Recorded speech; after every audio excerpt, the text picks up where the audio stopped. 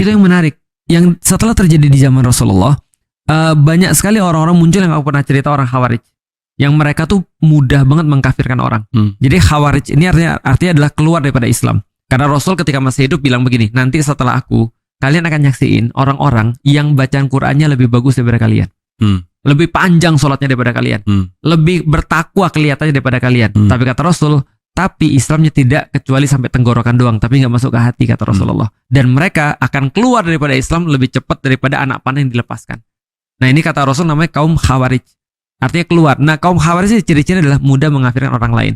Maka suatu waktu ketika terjadi di zaman Ali bin Abu Thalib itu diminta kita perangi aja orang-orang ini. Ali bilang apa? Enggak, mereka saudara kita, cuma lagi tersesat.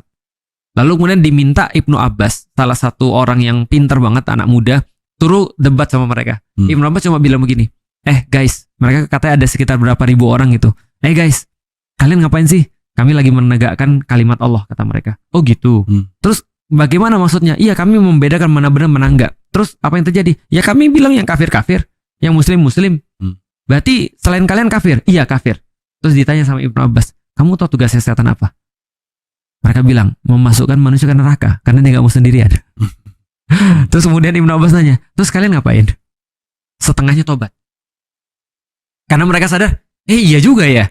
Orang-orang setan itu tugasnya adalah memasukkan orang ke neraka. Lah kita ini lagi masukin orang ke neraka nih. Kita ngambil tugas setan nih. Kita ngambil tugas setan. Maka mereka, ya udah kita balik lagi aja. Nah, jadi setengahnya balik gara-gara tugasnya adalah sama kayak tugas setan kan. Aku bilang gini, aku masuk Islam perlu 5 tahun mas, nyari Islam sampai dapat Islam. Tiba-tiba pas masuk Islam, ada juga orang-orang kayak gitu datang ke aku 3 pekan setelah aku masuk Islam. Yang kamu buat tuh bukan Islam.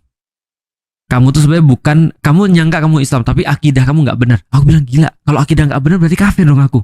Dia bilang iya sampai kamu bertobat. Aku bilang gila, 5 menit, gue 5 tahun masuk Islam, 5 menit lu ngeluarin gue dari Islam semudah itu gitu maksudnya. Lu nggak nanya gue beriman pada Allah kah? Atau nggak nanya aku masih rukun iman kah? Aku masih rukun Islam kah? Kok begitu mudah? 5 menit dia keluar aku dalam Islam. Bilang ya itulah sih. Tapi di sini saya udah mulai dapat sesuatu yang saya cari gitu kan. Dari definisi kafir, saya tahu bahwa bisa jadi ada masa dalam hidup saya dan mungkin gak jauh-jauh amat dari sekarang.